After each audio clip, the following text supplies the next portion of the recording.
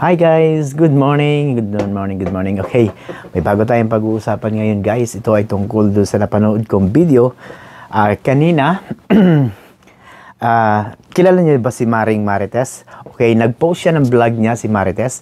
Patungkol ito at pinapatamaan niya ang kanyang dating asawa. So, kilala niyo naman siguro kung sino yung dati niyang asawa na kanyang pinapatamaan. Walang iba kundi si Pambansang Kulokoy. Okay, si Pambansang Kulokoy, sigurado ako. Yun ang pinapatamaan niya dito na dahil di umano, ang sabi nitong si Pambansang Kulokoy, walang mangyayari sa kanyang video or ang kanyang YouTube.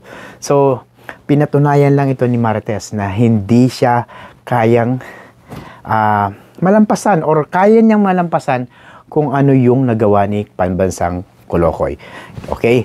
So, kung mapapanood niyo yung video guys, diretsahan niyang sinabi niya sa taong to na, where are you now? You're nothing and I now, ano sabi niya? Ulitin ko lang you're nothing and I am something. No, so parang sinasabi niya na wala ka na ngayon, laos ka na ngayon, ako na ngayon ang bagong Marites ng bayan.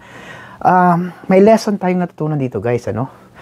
Kung ikaw ay yung tipo ng taong palaban tulad ni Marites, ikaw yung tamang tao na gumagawa ng katulad ni Marites.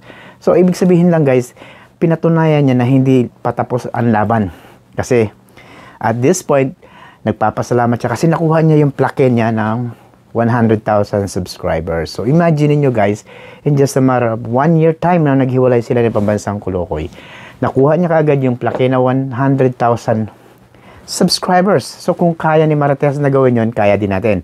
Kaya lang guys, para mangyari yun, kailangan ko pong i-ask na please subscribe dito sa aking YouTube channel at lagi nyo i-hit yung notification bell para lagi kayong updated kung may mga chika tayong pag-uusapan tulad nito. So, yun na nga guys, si Marites nagpasaring kay Pambansang Kulokoy.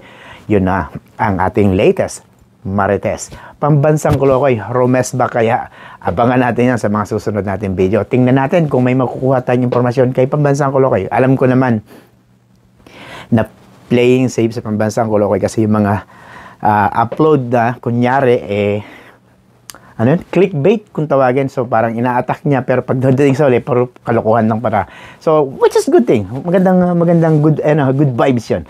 So yun na nga guys, Marites, si Marites nagpasaring kay Pambansang Kulokoy. So, abangan nyo guys ang aking susunod na video. And syempre, kung gusto nyo mapanood yung video ni Marites tungkol sa kanyang vlog, patungkol sa sinasabi niyang nasan ka ngayon, andito ako ngayon. Alam nyo na yung ibig ko sabihin. Maraming salamat at sana hit nyo ang ating notification bell para lagi na kayong updated pag ako ay mag-upload ng mga video may kinalaman sa mga ganito at syempre, good vibes na rin.